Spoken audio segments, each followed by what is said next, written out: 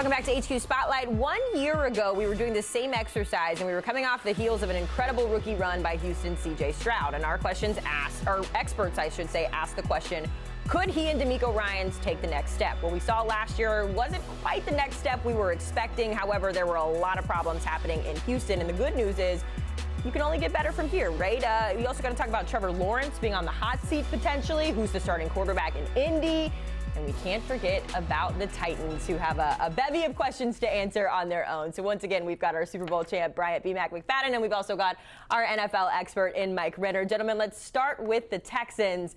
And Mike, it's interesting when we look at C.J. Stroud, we always try to put these quarterbacks in a box, right? Like if they can't replicate their rookie year, the next year, then they're a bust, whatever it is. But you also know that he had some problems that he was dealing with on his own, right? Some injuries. There was offensive line concerns here. So what questions do you have about Houston? Yeah, it's that offensive line concerns because they traded away their best offensive lineman from a year ago in Laramie Tunsil, and he was the second most sacked quarterback in the NFL last year, as C.J. Stroud was. So they tried to cobble it together, though, with veteran presence, some draftees. They actually have 10 guys on this roster, as it stands right now, who are either on their rookie contract and were drafted within the first 2 rounds or have multiple years of starting experience under their belt as veterans. So there's a lot of guys here. It's just what's their best 5 going to be? Because right now this is their projected starting lineup, but you have other guys like Trent Brown, who's been a veteran offensive tackle starting, that are in this mix. Guys like Ariante Ursary, who they just drafted in the 2nd round this year, that could factor in. And obviously Tytus Howard, who's slated to play right guard, well, he's been a starter at tackle the past few years. So a lot of names, but we'll see how it jostles out in training camp. Well, for me, I'm keeping on the offensive side as well, Mike. But the question that I'm looking to see answered throughout training camp is which former Iowa State rookie wide receiver, is going to emerge to be a reliable option, pass-catching option for C.J. Stroud. When you look at Jalen Noel, when you look at Jaden Higgins, 2 really, really talented players at the wide receiver position. But because of injuries, one of them have to grow up extremely fast, because we know you have Nico, you have Christian Kirk, and then who?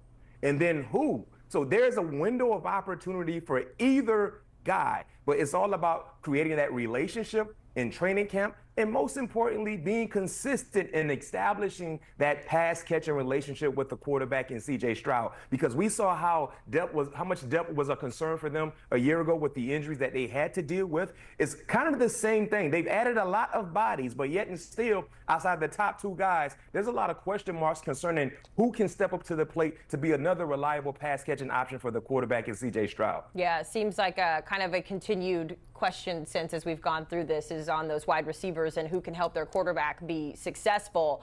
I'm just wondering if anyone's going to be successful out when it comes to the Colts guys, because they can't even get their quarterback situation figured out. B-Mac, we know it's been kind of this 2-horse race between Daniel Jones and Anthony Richardson, and it's Anthony Richardson's job to lose here. Talk about that, but also going into a training camp where it's kind of a pivotal year, you don't know who your starting quarterback is. How does that impact the rest of the team as well? You know, I had the opportunity of speaking with Josh Downs for the Indianapolis Colts over the weekend, and I asked him that same question, Haley, about, does your production depend on who is throwing you the football? He said, no, not really. He said he believes either guy can be able to jump into the saddle and give them the best opportunity to win. Of course, he's more familiar with Anthony Richardson, playing his first 2 years with Anthony Richardson, but he said he saw some really good things from DJ so far throughout the offseason regimen. But this is the biggest question mark concerning this organization. First, 2 questions, all right?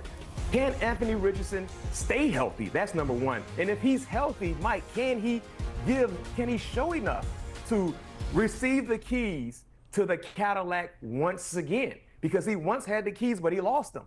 Now they are looking for another potential driver, and that driver is Daniel Jones. So this will be a ongoing competition throughout training camp. But if Anthony Richardson is not healthy, it's easy. Daniel Jones will come out of camp as a starting quarterback. But if he is healthy, can we see the talent that led to Anthony Richardson being a top 5 selection years ago in the draft emerge and be consistent enough to win this job? Yeah, I'm right there with you, B-Mac. It just revolves around the quarterback position. They've done a great job of building up the rest of this roster. I think the weapons are there for whoever's quarterback to succeed. But it's not just will Anthony Richardson win the job. It's will he win it early, because this shouldn't be a competition. From what we've seen from Daniel Jones over the course of his career, if it's coming down to the wire, that means that it's not coming on for Anthony Richardson. That means the light switch hasn't flipped on, because he's your top 5 pick. He's Chris Ballard's guy. you would give him every single chance to lose this job if possible. So if it's coming down to the wire again, it means that Anthony Richardson really hasn't taken that next step. I bet you he will never tell anyone he's tired ever again for as long as his NFL career goes on. All right, let's talk about the Jaguars, where a lot of the focus has been on the two-way talent that is Travis Hunter. It seems like he's just brought a little bit of energy to Duval County, but that energy kind of slows down a little bit when you look at the quarterback in Trevor Lawrence, Mike. Some injuries have really set him back, a lot of expectations. Some people even thinking that he's on the hot seat this year. This is a make-or-break year for him. But he has a new head coach in Liam Cohen. How much can that relationship impact Trevor Lawrence in 25? Yeah, that's what I want to see early on. He's already, what he's said, his quotes so far have been very favorable towards Liam Cohen's offense. And you watch Liam Cohen's offense, and it's hard not to be. Like, he gives options on every single play. His screen game is some of the best designed in the league.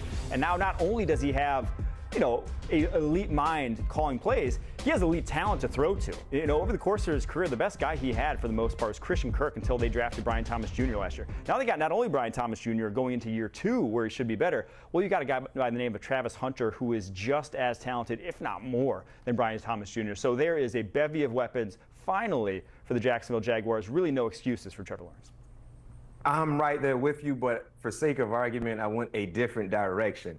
You talked about Trevor Lawrence, but who will he hand the football off to in terms of the running backs, right? When you look at Travis Etienne, a career low in Duval a year ago, roughly over 500 yards, only 2 rushing touchdowns. You look at Tank Bigsby, because of the lack of production by Travis Etienne, he took advantage of those opportunities, almost 800 yards, 7 rushing touchdowns. Or is it talented speedster Bashaw Tootin, rookie running back from Virginia Tech? He ran a 4.3 there in Indy. He provides something that they haven't had in Jacksonville in quite some time, and just pure speed. I think this is a competition that no one has really talked about, because when you look at Travis Etienne, he was a former first rounder, but because of injury and just inconsistent play, other opportunities have shown up for other guys. Now, when you look at the 3 guys that I mentioned, who's going to emerge? Most importantly, health is very, very important, but also taking advantage of the opportunities, because you look at the wide receivers, you look at the offensive line. If you can get Trevor Lawrence and playing smart, sound football, the running game will be available for whoever the runner is in terms of being super productive with the opportunity. So this is a major, major question mark for me, because all 3 are talented guys. It's just about showing the level of consistency the coaches need to see for them to trust you to come out as RB1 out of camp. And you got to think, too, that helps Trevor Lawrence as well. It sort of takes a little bit of pressure off of him if he's got a confident backfield as well to hand the ball off to when he gets in situations. So a lot to monitor there. Of course, a lot to monitor in our final team here in the AFC South. And that brings us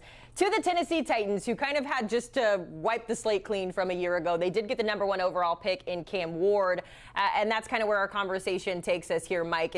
Is Cam Ward ready to take over as the #1 quarterback? Yeah, that's my question, is just how ready. He's one of the most, if not the most experienced college quarterback of all time. 5 seasons as a starter, over 2,500 dropbacks. That's at least the most in the last decade, and they didn't pass too much before that. So probably the most of all time, but we don't have stats that go back that far. But Cam Ward, whatever you say about him, he's going to be confident. He's going to be a leader. The problem is he just doesn't have the talent around him that he can be as good as you can be as a rookie. It just might not look amazing, because the Titans are still the team that had the #1 overall pick last year. They didn't add a ton to this roster. All those big free agent additions, well, those were a year prior, and they still stunk. So it could be rough. It's just, I want to see the reports out of training camp. How is Cam Ward handling himself in the 7-on-7s, throughout practice? What's it look like? That, to me, is the most important thing, because everyone knows that it just is still not going to be a quick turnaround in Tennessee. Yeah, when you talk about Cam Ward, it's imperative for a rookie quarterback to have pass catchers. And right now he has Calvin Ridley, he has veteran Tyler Lockett, and who? So the question that I'm looking to see answered throughout training camp, Treylon Burks, will he answer the call? People kind of forget, years ago, back in 2022, I think it was, he was drafted in the 1st round. You know who they traded away? Do you remember? A.J. Brown. They traded A.J. Brown away to the Philadelphia Eagles, and they drafted Treylon Burks under the assumption that Treylon Burks will eventually give them that A.J. Brown-like production. Well, in 3 years, no. In 2022, he only played in 11 games, 444 yards, 1 touchdown, 33 receptions. In 2023, only played in 11 games once again, 221 yards, 16 receptions, 0 touchdowns. A year ago, only played in 5 games. He had 8 receiving yards, 4 receptions. A year ago, played in 5 games, 4 receptions for 8 receiving yards. If you're talking about being disappointed, they have been disappointed in terms of what they thought they would get from Treylon Burks, especially being a former first-round pick, and then knowing who you traded away. And when you look at what A.J. Brown has been doing for the Philadelphia Eagles. So you talk about trying to get the most out of Cam Ward, Treylon Burks, this is your time. It has to be, because if you do not answer the call right now, they're going to disconnect your phone line. Listen, the quarterbacks can only be as successful as the guys they are throwing it to. Certainly a lot of questions to be asked in the South. But, fellas, we certainly appreciate the time. Training camp's coming up before you know it. I know you guys will be very busy at the end of this month. As you take a look at the odds to win the AFC South, it is the Texans expected to run it back if you ask Vegas at plus 110. And the Titans bringing up the rear at plus 750. Really, though, anyone's division when the season kicks off later in September.